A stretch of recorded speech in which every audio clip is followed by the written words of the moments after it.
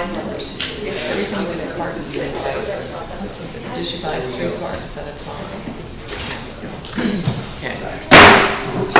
7 o'clock, meeting of the Planning Commission will come to order. Have a roll call, please. David Dahl. Here. Margo Moran. Here. Britton Sanders. Here.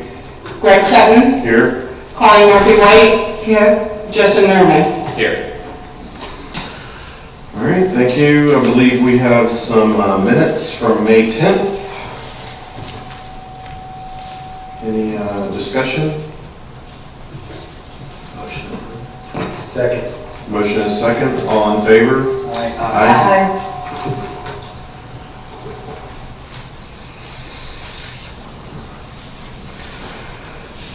Any correspondence? All right, none. All right, then new business PC 05-21. Thank you, through the chair.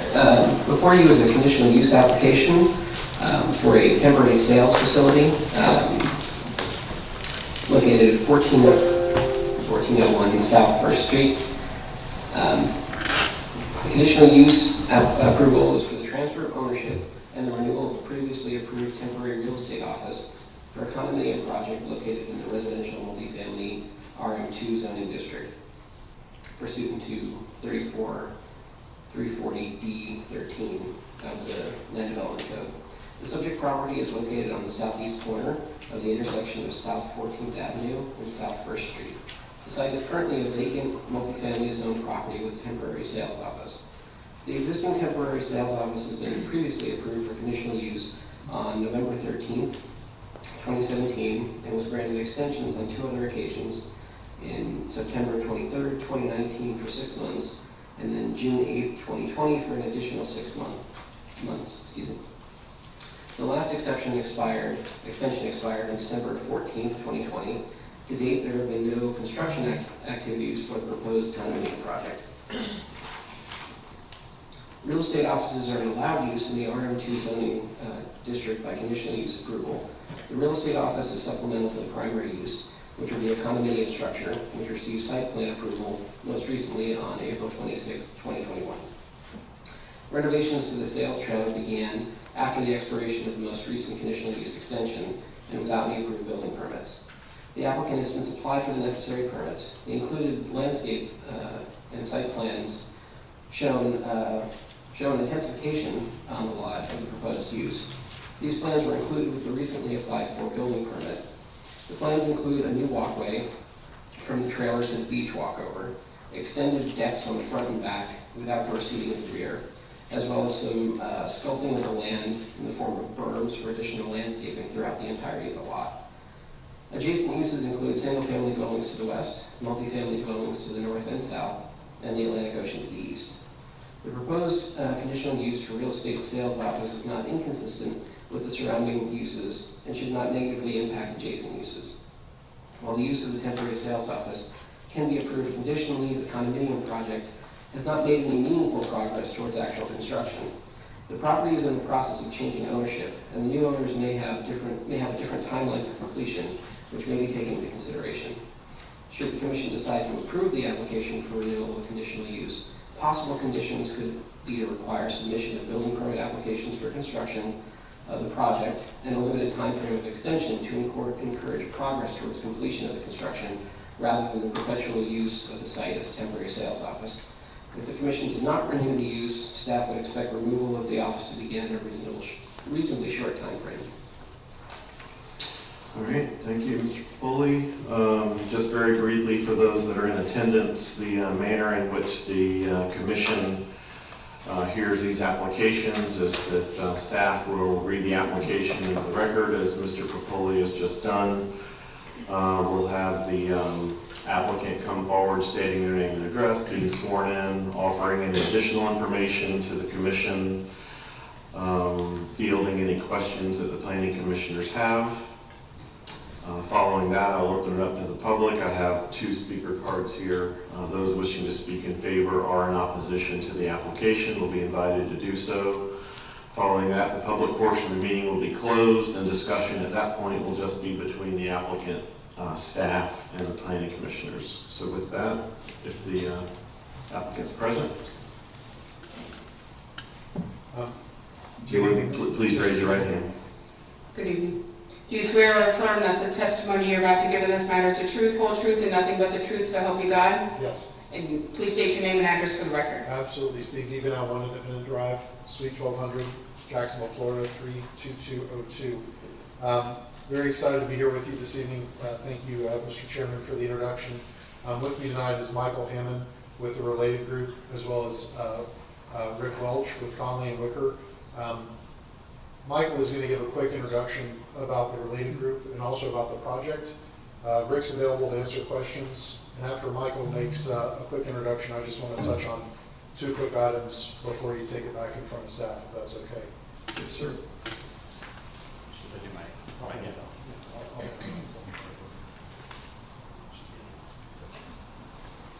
Good evening, and if you could also please raise your right hand. Do you swear or affirm that the testimony you're about to give in this matter is the truth, whole truth, and nothing but the truth, so help you God? I do. And please state your name and address for the record. Michael Hammond, 2850 Tigertail Avenue, Miami, Florida. Good evening. My name is, we mentioned this, Mike Hammond. I'm the Senior Vice President with the Related Group of Florida. Many of you may not be familiar with Related. We are a large, privately owned developer based in Miami. We've been in business for over 40 years. We are just starting to enter the Jacksonville market. You might have read in the paper, we recently won an RFP in downtown Jacksonville for redevelopment on the river there. The company Related Group is basically, we have 3 operating divisions. One is the condominium division, which I'm in. We have another which is market rate rentals, which is the one that's working in downtown Jacksonville. And we also have an affordable group called Related Urban.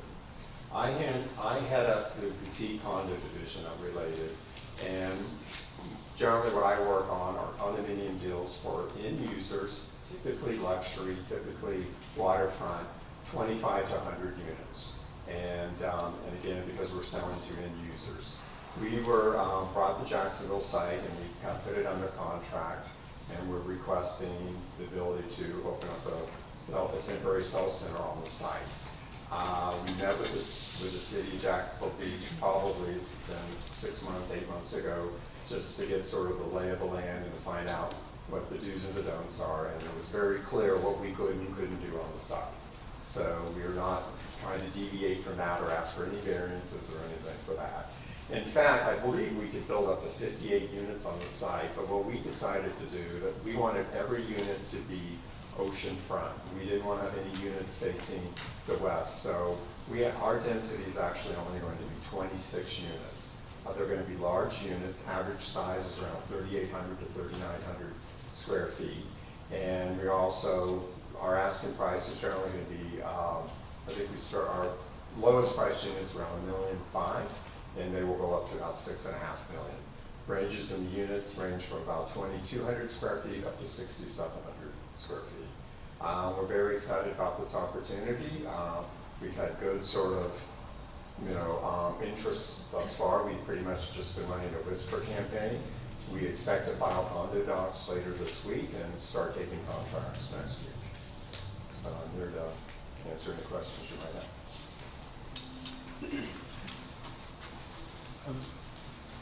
I was going to ask Michael, could you talk a little bit about the sales trailer and the extra efforts that you guys are going through that's outlined in your presentation? Yeah, what I handed out to you was an elevation prepared by our architect. And basically, as you know, the trailer has been there for a while and it's been a little old and dated. So we plan to spruce it up. We actually plan to put some cladding on the front, wood cladding, and as mentioned, add more decking in the back. And we're completely redoing the inside of the trailer to the sales center to reflect what we plan to sell. So if we have new flooring, different kitchens and what have you, just because we're wanting to show in there what we plan to sell.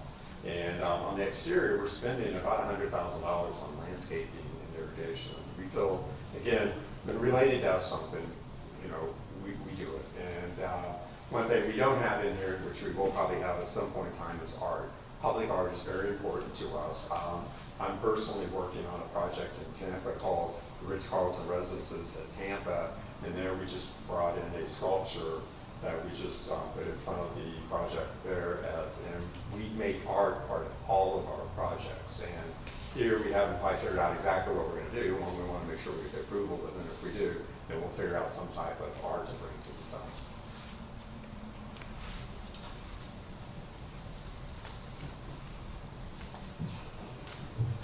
So, Mr. Chairman, if it's okay, this is Steve Devenow again. I think if you just flip through the presentation, you can see the cladding that he mentioned on the first page, the same drawing that Mr. Popoli has. We've got an elevation of the building, obviously a terrace view on the fourth page, a ground level view, maybe with the representation of public art that Michael was mentioning, and then some interior shots of a bathroom and a kitchen. I represented the related group downtown, and I will echo what Michael said, which is that when the related, that project, you may recall, in downtown, the original architecture was not well received by the city, and related basically reskinned the entire building and started over. This project, we spent a lot of time with staff trying to figure out whether we could tweak the site plan. This was a site that was grandfathered in for height. The staff held firm that we couldn't make any changes to the building envelope. We couldn't change the way that the parking was covered. And so what you've seen there in the elevation complies with the order. It complies with the grandfathered status. It doesn't exceed the height limitation on the site. None of that is about the conditional use, but I think it's important for you to get a feel for at least where the applicant's coming from. As far as the conditional use application that's before you goes, the only two things I would mention is that the staff accurately reported that this trailer was there without approved building permits. Again, related sort of inherited the trailer that was there already. They're trying to make everything come into compliance. Similarly, I think the notion that the site is being intensified, I would say it's really undergoing beautification rather than intensification. But I guess I know beauty and the staff report it's in the eye of the beholder. We're really trying to upgrade the look and feel of the site, not intensify the use. We're, again, maintaining the sales trailer. It's temporary in nature. We'll have upgraded landscaping and obviously the exterior and the interior of the trailer will be upgraded as well. The staff observed we met the criteria and we'd ask you to support it. Appreciate the time this evening. Thank you. Mr. Chair, I have some questions Yes, for sir. Mr. Devenow. Yes, sir. How long has Related had the property? Well, Related has been under contract on the property for I think about 6 months. I So think that's about. they're not actually the owners yet? They are not the owners yet, correct? Okay, And but thank you. yes, sir. So they've sold no units? As Michael mentioned, the condo docs are getting filed and they're starting the sales next week. Okay. Yes. So they'll own the property next week? No, typically, we do the entitlements. My firm does the entitlements. I don't handle the real estate. So I'll talk about how deals are typically structured, and then Mr. Hammond can correct me if I'm wrong. But typically, what happens is that a developer like Related will get a piece of property under contract with the property owner, and then they will endeavor to sell units. Once they sell, typically, about 50% of the units, then they will go and they'll start construction. In this case, I'm not sure exactly where Related is in their design package or what their threshold will be for pre-sales, but that's fairly typical, that about 50% of the units would have to be reserved with contracts before they would start construction. And the great news here, as Michael again observed, is that the reduction in the number of units, gives them a much better chance, I would say, than previous efforts, because there's not so many units that have to be pre-sold in order to start construction. But that's typically how a condo deal would work in my experience. Okay, yeah. In your experience, how long would it take to sell 14 units? It just depends 100% on the market. I would say that in this market, I would say the prospects are better today than they would have been in 2009. Yeah, I think that's right. I really don't know. It's a steep price. The price between 1.5 and 6.5. Maybe you can answer that. Yeah, I'll give you a little background on what we're doing. Once we file condo docs, then we can go and take contracts. Our contracts here in Jacksonville Beach are a 10% deposit is required at contract signing, another 10% is required in 90 days, and another 10% when we top off the building. So we're requiring up to 30% deposit before the building is completed. And again, as I said, the average price is about $3.2 million, so you just do the math on that. So the average person's putting in almost $1 million in deposits once they reach their full deposit threshold. Related, we're somewhat flexible when we start. This is a small job for us, dollar-wise. I mean, my job in Tampa has projected sales of about 250 million. We're projecting closer to 75 to 80 million here. We'll probably go forward here once we get about 40% contracts, which is 10 contracts. And right now, just sort of the whisper campaign, you know, people sort of reserving units. We're up to about 17. So I really don't think we're going to have a problem. Now, again, it's one thing to sort of, you know, write an LOI or whatever, but it's another thing to write the check. So we don't think all of those will convert. But what we are seeing in this market here in Jacksonville, also throughout the state of Florida, is at the high end, there's money out there. People want their unit, they know what they want, and they're willing to pay for it. They're not so price sensitive. We're actually going to be asking the highest prices for condominiums here in Jacksonville Beach by quite a bit compared to our competitors. But we are new. Nothing's been built here in the past 15 years. We're bringing what we feel is, you know, a world-class architectural firm here to the job, and we think that, you know, the demand is there, and we've gotten a lot of, you know, interest so far, just sort of through our whisper campaign. We don't have a brochure yet. We have a little fact sheet, and we're just printing out the floor plans now. So we're just starting the process, but there's been a lot of demand and interest in the project so far. Give some feedback here. Thanks, Mike. That's a lot of information. Since I'm not a developer, and since I don't work in the industry, could you tell me, it evokes certain concepts, but what is a whisper campaign exactly? Well, and would that let me reserve a unit with you? Basically, you could sit with us and you say, hey, I'm interested in unit 603, and you'll give us a letter, and that's it. You're putting any money down, and we're just going to hold the unit until we're ready to go to contract. And then, So does that mean you have plans that show that unit? yeah, we have plans, yes. Okay. Yeah, we definitely have plans. So 100% design plans? They're not 100% in design development, but they're not. We don't have CDs yet. We are starting the CDs, but again, we don't get too far over our skis on the CDs and that until we know we have a real deal. That makes sense. Yeah. So I mean, we would when would love you for break this to ground? be. We would love for this to be a late fourth quarter start.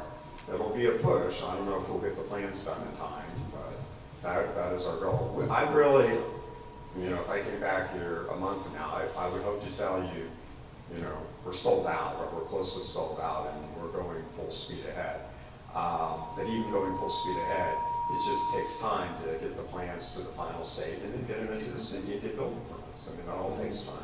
But we would love for this to be a fourth quarter start if we can get there. Realistically, it'll probably be first quarter of next year.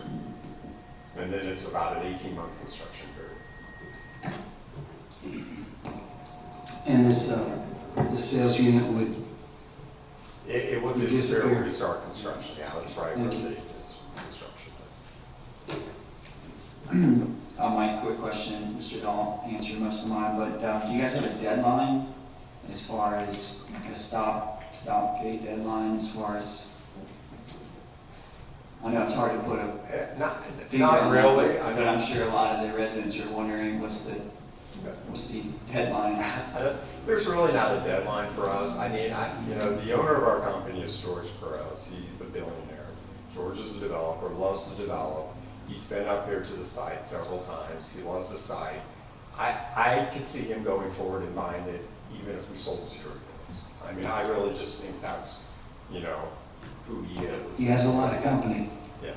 as far as like in Jacksonville. Yeah. Yeah, So- Jacksonville Beach. I mean, to get on the beach is really hard. I mean, you know, this is, in our mind, if you even look at some of our preliminary advertising, this is the last chance for Jacksonville Beach to be right on the beach. And that's one reason why we reduced the number of units, made them bigger, made them more luxurious, and, you know, made them a little bit more grand.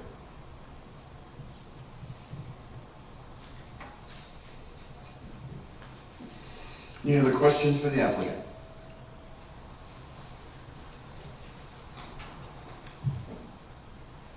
Okay, thank you. All right, I have two speaker cards. One is from Mr. Debenham, and I don't want to hear from you again. I don't need to hear from you. And I have another one here, and it's not marked whether they're in support of or in opposition to, but Nancy O'Grady. Do you wish to address us? I really was just more concerned about the construction time. I'm You have sorry. to approach, sorry. If you could please raise your right hand. Do you swear or affirm that the testimony you're about to give in this matter is the truth, whole truth, and nothing but the truth, so help you God? Yes, ma'am. And please state your name and address clearly into the microphone. Nancy O'Grady, 1420 First Street South, Jacksonville Beach. So Okay. my house is directly across from the project. And so I've seen it going on for quite some time now. Right. And it's my residence. And so I'm kind of concerned about the construction time. And, you know, the temporary office has been there for a while. And it can be traumatic at times for residents. Contractors come and they're quite noisy. I mean, I am at the beach, I understand, but, you know, I'm just concerned about the construction time and the upkeep of the project itself. Right. Okay. So that's the reason why I put that I don't oppose anything as long as it's, you know, got some time limitations. Right. Thank you. Thank you for your time. Yeah, thank you. Anyone else wishing to speak in favor or in opposition to the application? Thank you. I appreciate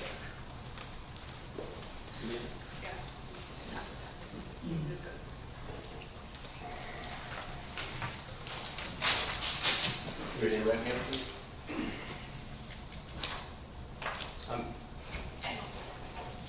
You could please raise your right hand. Do you swear or affirm that the testimony you're about to give in this matter is the truth, whole truth, and nothing but the truth, so help you God? And please state your name and address for the record. Johan Bowman, 1410 First Street South, letter B. Michael, nice to have you. Best of luck. I don't have any problem you coming to town, building it. I think it's a great idea. I'm excited to see something there instead of an empty lot, a sales trailer. I kid my friends and family who come over, because right now I have this incredible ocean view, but I'm not naive to think that that's going to stay there. Capitalism at its finest will bring related, and they'll build a beautiful building there. I don't have any problem with it. I encourage it because I'm sure me and my neighbors, our value will increase as a result. So best of luck. The problem that I have is I've listened to staff, listened to you, I've listened to the board. This whole thing sounds like it's putting the cart before the horse. I don't understand putting a sales trailer there, building the sales trailer, dumping $100 grand into the sales trailer without a building permit. I can't put up a fence in my backyard without having a permit. So I have a big problem with that. So I called the building department last week, spoke to a Mr. Knight, I think it was, and I've asked him, in your 25 years of a building official, how many times have you given I think he used the term conditional permit, which meant that I can't come up here and get a copy of it. And he said in 25 years, he's given 5 of them. I have a problem with that. That sort of sounds like kind of like a good old boy network. We should be on the up and up. We should be transparent. Like I said, if you want to build something, have at it. But I don't think that the requirements that I have should be any different than them. If I want to do something to my house, my property, I have to go in there, I have to show plans. I wanted to put up a fence, like I said, it was an ordeal. I wanted to put pavers. I had to do all kinds of like hardscape calculations. Why am I held to a different standard than related? I have a problem with that. I also have a problem with the ambiguity timeline of just keeping a sales trailer there. The last owner just kept reapplying, never submitted plans for the building, because the plans that I saw for that building were not compliant. It was too wide. So I have a problem with that. So I would encourage the entire city of Jax Beach, pump the brakes. I would encourage the building department, if you guys have any relation with them, to say, there's no more construction going on over there. Sunday morning, I had to call the police. I'll be happy to tell you, I called them because there was construction going on at 8 a.m. on a Sunday morning. It's against an ordinance, plain and simple. There's construction going on over there at 6, 7 o'clock at night. That's against an ordinance, plain and simple. And again, like, I just feel that those types of issues is what I have a problem with. I would encourage you, best of luck. I don't know how in the world you're gonna sell 6.5 to Jacksonville Beach, but I'm not in that world. The prior owner had a market price at 1.5 and he couldn't get it done. But I'm not a developer. So I wish you best of luck, and I'm looking forward to having something there, because when it was an empty lot, come Memorial Day, 4th of July, if you guys have seen that place, it's nuts. There's people parking there, drinking all hours of the night. Like there was fights there. I sent videos to Chris Hoffman showing that it's chaotic down there, because people like will literally put a sign out there and charge for parking that they don't own the property. So getting away from all that, I think it's great. I'll still have a view. I'm not too worried about it. I'm still a block away from the ocean. I'm not worried about that. I just think that we need to take a look at how this process is playing out, as far as there's no permit, a bunch of money is going in to redoing the sales trailer. It just doesn't add up in my mind. Thanks, guys. Thank you. Yes. Anyone else wishing to speak in favor or in opposition to the application? All right, public portion of the meeting is closed. Mr. Devenau. Thank you, Mr. Chairman. I just wanted to mention in response to the last gentleman. So, yeah, the trailer, of course, was there at the outset of the of Related's relationship with the property, and they're trying to bring everything into compliance. Some work did start, but nowhere near $100,000 worth of work has been done on that site. That's the total amount that's going to be spent, including landscaping and all the exterior finishes. So there hasn't been any work done, I don't think, on the exterior of the building. There hasn't been any of the landscaping that's been described. And obviously Related is trying to put things back in the right order so that they can move forward. They've applied for building permits. They've been working with Mr. Knight, and subject to this review and approval this evening, then they would be able to move forward with all of the improvements that we discussed earlier. Those improvements are being made at that level, as Mr. Hammond mentioned, in order to create the environment for those level of sales. And so it really is a beautification of the property. It will bring activity to the property. Certainly if contractors are there at the wrong time periods, we appreciate the neighbors calling and letting the appropriate authorities know, because the contractor should not be working outside the regular hours that are afforded in the code. In terms of a time limit, if the board would like to set a time limit, which we are completely in favor of, we would ask that it be a year, that it be 12 months. And if we're not sold by then and not moving forward, then we'll be back in front of the board to either take it back up, or we'd have to remove the trailer. But in any event, I hope that answers some of the questions that were raised by the very nice man that just spoke. Any follow-up questions for Mr. Devenau? I have a question. Steve, Yes, sir. who's the general? I don't know if have you picked the civil engineer is Conley and Wicker. I don't know if you picked the general contractor yet. Have you? For the Cell center? Or For the sales center, for the thing that's there now? It's a The small. guys that were there on Sunday morning? Yeah, it's a small local firm, and her name is Michelle. Michelle Tapuni? Yes. Is that who it is? Who is it? Breaking Ground Construction is called, her name is Michelle. Well, we've got a problem in Jacksonville Beach, and it's fairly well known. And there are lots and lots of generals that don't ever go to their own site. They don't know what's going on the site. They don't know who's working on the site. They don't know when they're working on the site. George Knight will not enforce the city code, at least on my street. And the last one on my street went for $6 million. And they won't enforce it there. So I don't think they're gonna enforce it where you are. Well, I'll give you Michelle, I mean, I'm happy to give you Michelle's phone number after I don't need to talk to her. If you got a general, the general's supposed to be on the site. Okay. I think that's the way it works in big developments too, doesn't it?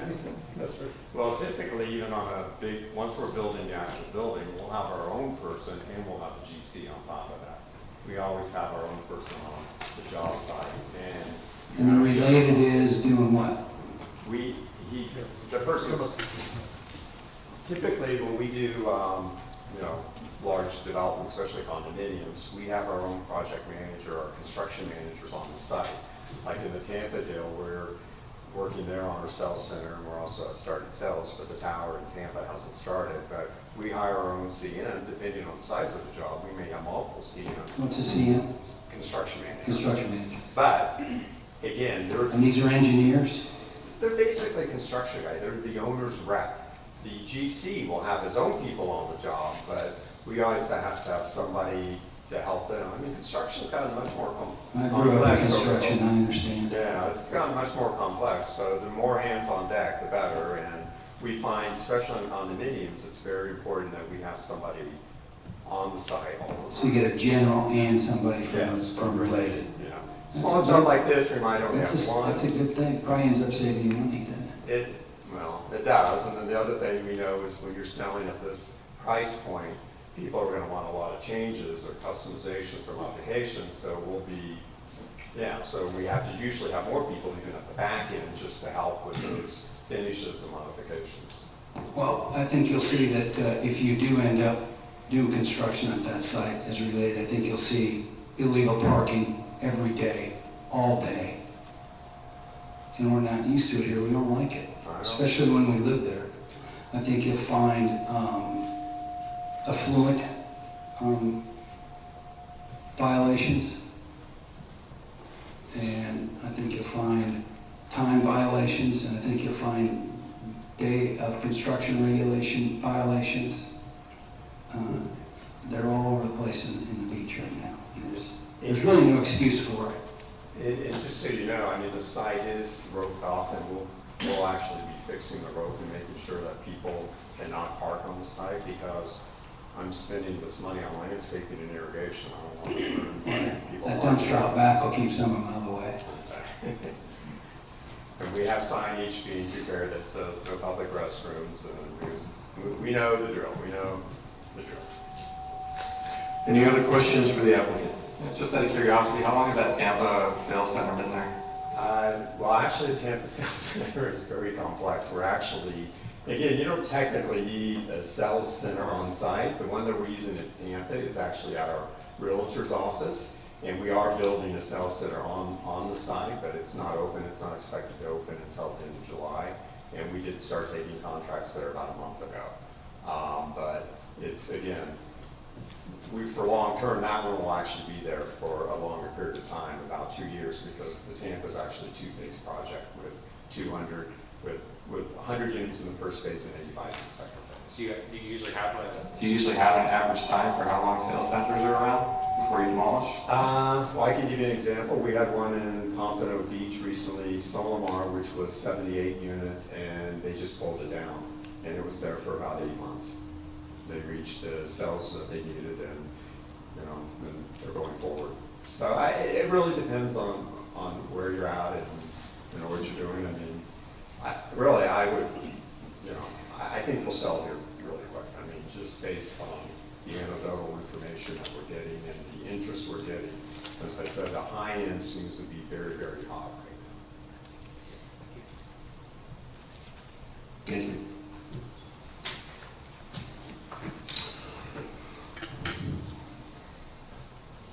Looks like a nice project, and for whether you think it's fortunate or unfortunate, these sales centers are sort of a part of the process with these condominiums, and this particular site just happens to have had some starts and stops here over the last few years, but that's nothing against the applicant. So anyway, I would recommend if someone's going to make a motion to approve, that we definitely list a time frame on there. Mr. Chairman, I need to dispose of an ex parte. Yes, ma'am. The time to do that. Everyone should know that I spoke to Mr. DiVinao about my recollections of our previous discussions on this topic. And so I shared, you know, my recollections of the last time we talked about it. Thanks. Yeah, and I also had a discussion with Brian Weber, who was involved with the project in a previous phase or previous life, and I think he's at least involved at arm's length currently as well. So, any other ex parte? Discussion, or do we have a motion? Just a quick question for Mr. Sanders. You're licensed, so I consider you to be an expert. So the market condition right now, obviously everyone knows, especially on single family, is hotter than red hot. Is it similar for condominium? Yeah, I mean, condos, we're getting new buyers every day calling in here. This project is incredible. I mean, I'd love to see $6 million condos. I think everybody benefits from it. I know that the trailer's been an eyesore.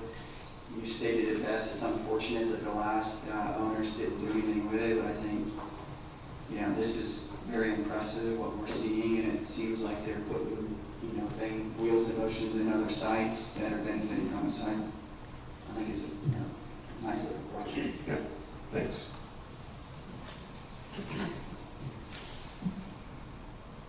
Motion to approve the conditional use approval and revisit it in 1 year. Second.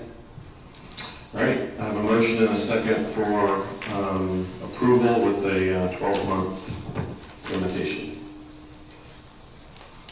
Roll call vote, please. David Dahl, Yes. Margot Morgan, Yes. Brendan Sanders, Yes. Colleen Murphy White, No. Greg Sutton, Yes.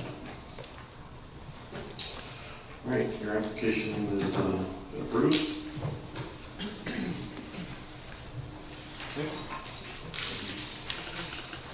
Mr. Popoli, Planning Department report. Yes, through the chair, just a brief update, actually relates to the project Mr. Dean is working on. We will have a presentation in front of the City Council on June 28th at 6 p.m. on the Adventure Landing site. We don't currently have anything in the way of presentation from the applicant, but I can say with the one that we had recently on the marina site, we didn't actually get anything in advance, so having worked with Mr. Dean now in the past, I imagine we'll go on this one, at least have something to present to you guys. And is staff asking for planning commission attendance as well? Yes, please. Okay. And you should get an invite to the meeting, I believe, this week. Okay. June 28th? Yes, at 6 p.m. Okay. It'll be in person. And this is for the Adventure Landing site? And there'll be a read ahead, there'll be an agenda and a read ahead for this meeting. Yes, again, I don't know what we'll have from the applicant, but there should be something from staff. I think just in a couple of discussions I've had, I think it's an opportunity for the developer, landowner to present, to sort of get a temperature if you will, from the city as to what the hurdles are and the interest level is, and for them to, to consider moving forward, or whether is there going to be too much of an uphill climb there for them. So it should be very educational.